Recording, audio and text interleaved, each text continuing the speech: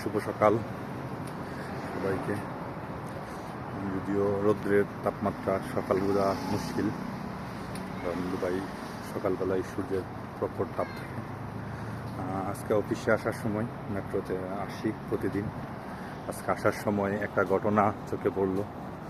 সেটা হচ্ছে আমাদের বাঙালি দুই ভাই কথোপকথন করছে চট্টগ্রামের বাসায়, চাটকাইয়া যেটা বলে আর কি।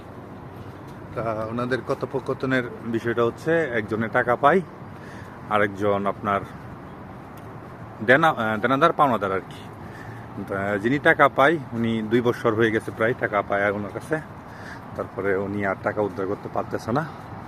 আজকে হঠাৎ করে ওনার একটা মোবাইল উনি নিয়ে নিছে।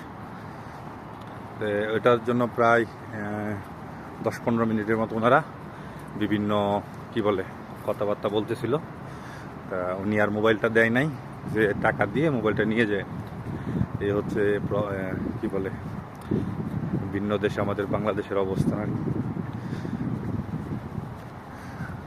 এরকম ঘটনা আমি আর দেখি নাই।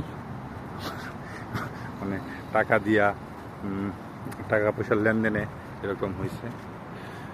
আপনারা যদি কেউ দেখে থাকেন তাহলে জানাবেন।